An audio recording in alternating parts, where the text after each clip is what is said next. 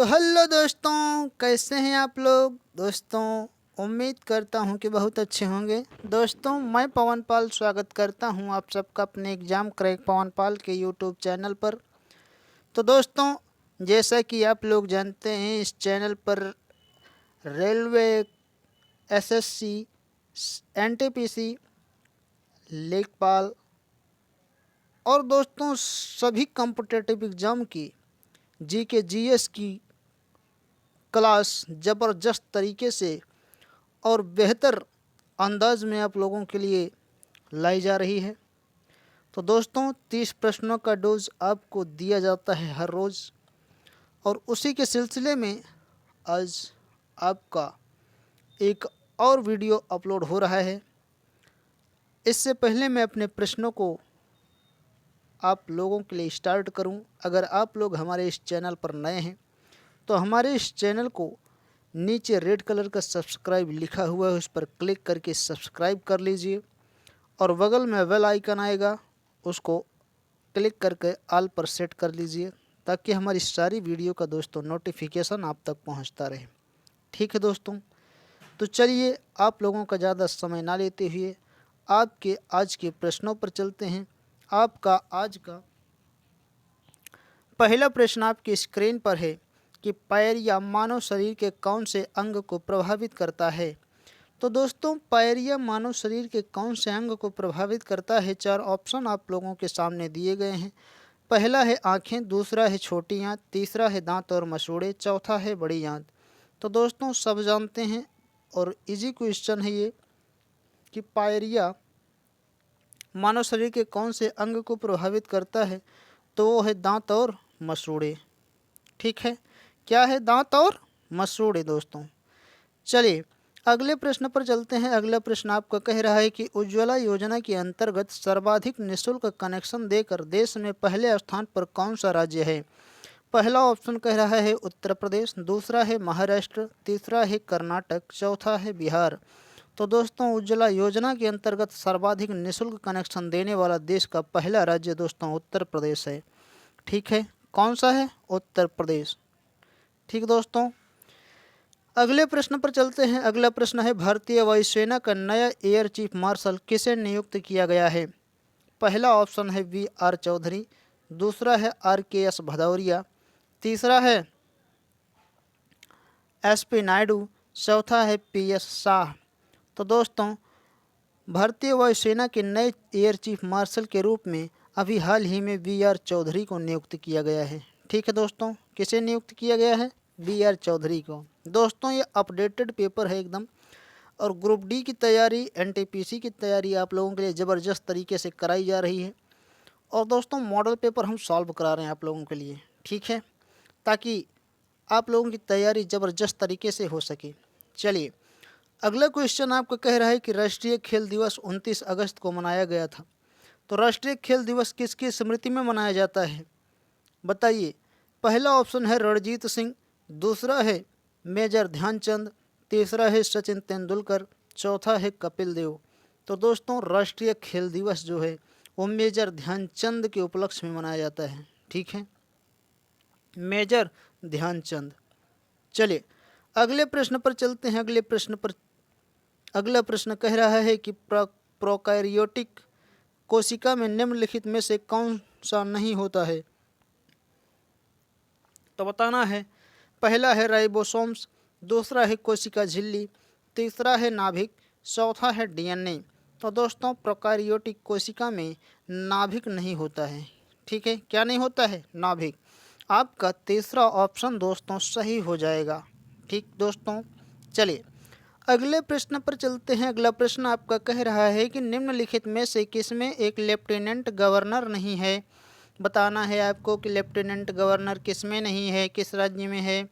तो अंडमान और निकोबार द्वीप समूह, दूसरा है सिक्किम, तीसरा है दिल्ली, चौथा है पांडिचेरी। तो दोस्तों, सिक्किम जो है, सिक्किम में कोई लेफ्टिनेंट गवर्नर नहीं है। ठीक है दोस्तों, आपका दूसरा ऑप्शन सही हो जाएगा। चलिए अगले प्रश्न पर चलते हैं। अगला प्रश्न आपका कह रहा है कि कौन सा एक प्राकृतिक रेशा नहीं है।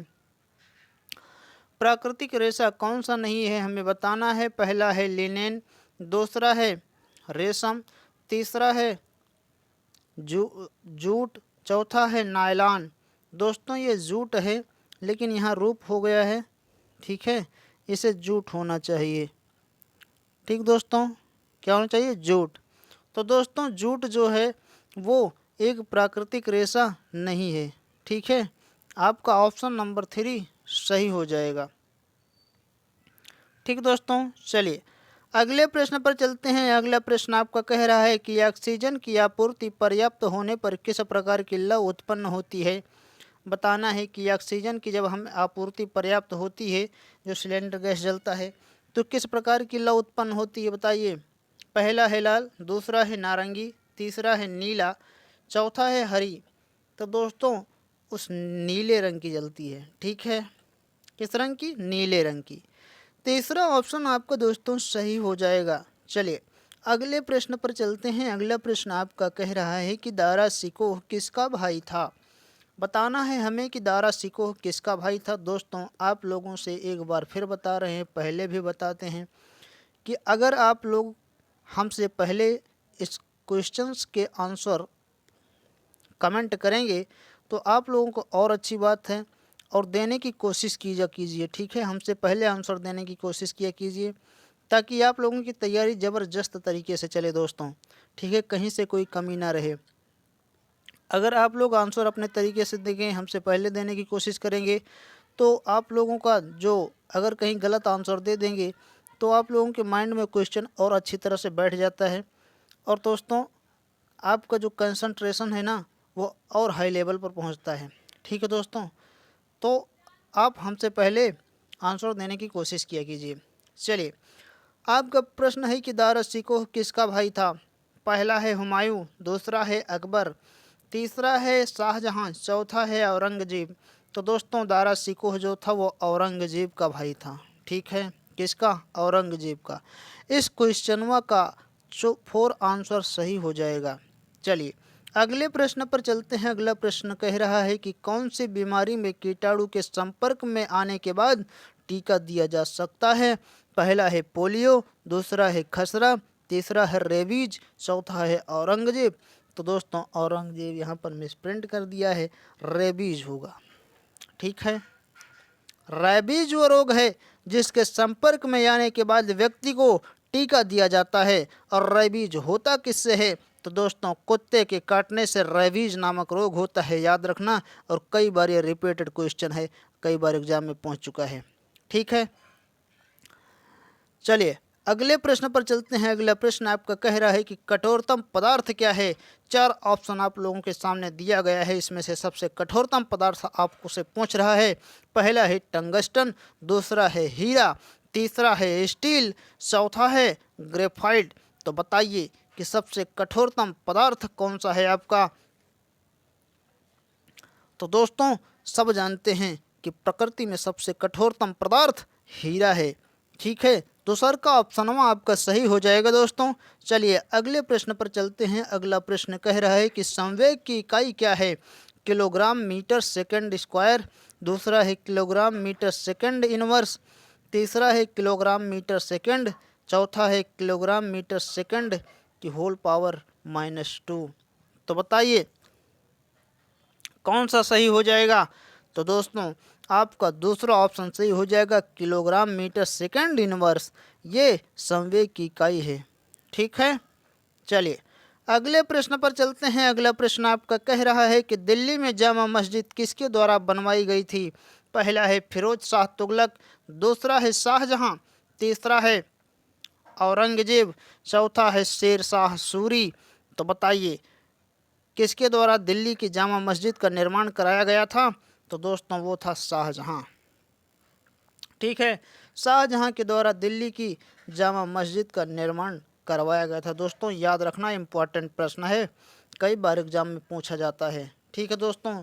और एक चीज़ दोस्तों, वीडियो स्किप मत किया कीजिए, क्योंकि आप वीडियो स्किप कर देते हैं, क्वेश्चंस छोड़ जाते हैं, और जब क्वेश्चंस छोड़ जाते हैं तो दोस्तों तैयारी अधूरी रह जाती है।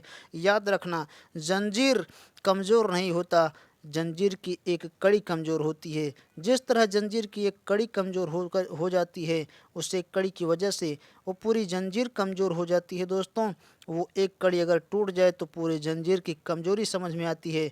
अगर वही एक प्रश्न से दोस्तों कितनों का सिलेक्शन रुक जाता है और कितने लोग सिलेक्शन ले लेते हैं। ठीक है, तो वीडियो स्किप मत किया कीजिए, आपका ही फ़ायदा होगा। ठीक है दोस्तों, चलिए अगला प्रश्न आपका कह रहा है कि अर्थव्यवस्था में अति मुद्रास्फीति का परिणाम क्या होगा। पहला है आसान ऋण मिल जाएगा, दूसरा है वस्तुओं के उत्पादन में वृद्धि होगी, तीसरा है मुद्रा की कीमत में गिरावट आएगी, चौथा है बैंकों की जमा में वृद्धि होगी। तो दोस्तों अर्थव्यवस्था में अति मुद्रास्फीति से आपकी मुद्रा की कीमत जो है दोस्तों वो गिर जाएगी। क्या होगा? आपकी मुद्रा की कीमत इंटरनेशनल लेवल पर गिर जाएगी। आपका तीसरा ऑप्शन दोस्तों सही हो जाएगा। चलिए अगले प्रश्न पर चलते हैं। अगला प्रश्न आपका कह रहा है कि कौन सा एक बड़ा कोयला उत्पादक राज्य है, तो बता दीजिए। चार ऑप्शन वहाँ आपके सामने हैं। पहला है बिहार, दूसरा है केरल, तीसरा है असम, चौथा है छत्तीसगढ़। तो बताइए कोयला उत्पादन में कौन सा राज्य अग्रणी है, तो दोस्तों छत्तीसगढ़। ठीक है, कौन सा राज्य अग्रणी है? छत्तीसगढ़। ठीक है दोस्तों, चलिए अगले प्रश्न पर चलते हैं। लेकिन उससे पहले अगर आपको ये वीडियो अच्छा लग रहा है, समझ में आ रहा है, तो वीडियो को लाइक करिए, शेयर करिए दोस्तों, कमेंट करिए, 5-5 लोगों को एक लोग शेयर करिए, पूरा तहलका मचा दीजिए एग्जाम क्रैक कौनपाल के इस यूट्यूब चैनल को। पूरे यूट्यूब में छा जाएगा ये, बस आप लोगों की एक हेल्प की ज़रूरत है। और आप लोग 5-5 लोगों को, ज़्यादा नहीं 5-5 लोगों को शेयर कर दीजिए, और वो लोग 5-5 लोगों को शेयर कर देंगे दोस्तों, काम हो जाएगा और हर किसी को इसका फ़ायदा मिलेगा। ठीक है दोस्तों, तो चलिए अगले प्रश्न पर चलते हैं। अगला प्रश्न आपका कह रहा है कि एक लोहे का जहाज़ पानी में तैरता है पर एक लोहे की गेंद पानी में डूब जाती है, यह उदाहरण है। किसका उदाहरण है बताइए। पहला है न्यूटन के दूसरे नियम का, दूसरा है पास्कल के नियम का, तीसरा है आर्किमिडीज के नियम का, चौथा है डाल्टन के नियम का। तो दोस्तों एक लोहे का जहाज़ पानी में तैरता है पर एक लोहे की गेंद पानी में डूब जाती है, यह उदाहरण आर्किमिडीज के नियम का है दोस्तों, आर्किमिडीज के सिद्धांत का। आर्किमिडीज ने कहा था कि जब कोई वस्तु किसी द्रव में पूर्ण या आंशिक रूप से डुबोई जाती है तो उसको तैरने के लिए उसके भार के बराबर ही, अपने भार के ही बराबर द्रव को विस्थापित कर दे, तब वो वस्तु जल में तैर सकती है। ठीक है, जब पानी का जहाज़ जल में तैरता है तो अपने भार के जितना पानी वो विस्थापित कर देता है, यानी कि हटा देता है, तब वो तैर पाता है। लेकिन जब गेंद पानी में डाली जाती है तो अपने भार के बराबर वो जल को जो है विस्थापित नहीं कर पाती दोस्तों, इसलिए वो डूब जाती है। ठीक दोस्तों, चलिए अगले प्रश्न पर चलते हैं। अगला प्रश्न आपका कह रहा है कि हाइड्रा प्रजनन करता है, तो हाइड्रा किसमें प्रजनन करता है यह बताना है आपको। पहला है कि विखंडन द्वारा, दूसरा है बहुविखंडन द्वारा, तीसरा है मुकुलन द्वारा, चौथा है बाइनरी विखंडन द्वारा। तो दोस्तों हाइड्रा जो प्रजनन करता है वह मुकुलन द्वारा करता है दोस्तों। किसके द्वारा? मुकुलन द्वारा। आंख बंद करके जवाब दे दिया ऑप्शन नंबर 3। ठीक है, चलिए अगला प्रश्न कह रहा है कि CO2 में कार्बन की प्रतिशत मात्रा कितनी होती है। सॉरी दोस्तों, बताइए CO2 में कार्बन की प्रतिशत मात्रा कितनी होती है। पहला है 12, दूसरा है 44, तीसरा है 14, चौथा ऑप्शन कह रहा है कि 27.3 यानी कि 27.3। तो बताइए कौन सा ऑप्शन सही हो जाएगा। तो दोस्तों आपका चौथा ऑप्शन सही हो जाएगा, 27.3। ठीक है, CO2 में कार्बन की प्रतिशत मात्रा 27.3 होती है दोस्तों।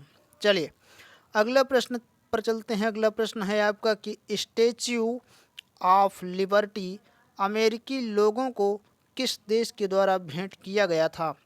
बताइए स्टैच्यू ऑफ लिबर्टी अमेरिकी लोगों को किस देश के द्वारा भेंट किया गया था। पहला है यूनाइटेड किंगडम, दूसरा है रूस, तीसरा है फ्रांस, चौथा है जर्मनी। तो दोस्तों आपका तीसरा ऑप्शन सही हो जाएगा, फ्रांस के द्वारा जो है स्टैच्यू ऑफ लिबर्टी अमेरिकी लोगों को भेंट किया गया था। ठीक है, चलिए अगले प्रश्न पर चलते हैं। अगला प्रश्न आपका कह रहा है कि निम्नलिखित में से कौन सी वस्तु की मांग लगभग पूर्णतः बेलोचदार है? पहला है कारें, दूसरा है आधारभूत खाद्यान्न, तीसरा है बाहर भोजन करना, चौथा ऑप्शन कह रहा है सोना। तो दोस्तों निम्नलिखित में से कौन सी वस्तु की मांग लगभग पूर्णतः बेलोचदार है? तो जो पूर्णतः जिसकी मांग बेलोचदार है वो है आधारभूत खाद्यान्न। ठीक है दोस्तों, चलिए अगले प्रश्न पर चलते हैं। अगला प्रश्न आपका कह रहा है कि Korba super thermal power plant स्थित है, कहाँ स्थित है यही बताना है।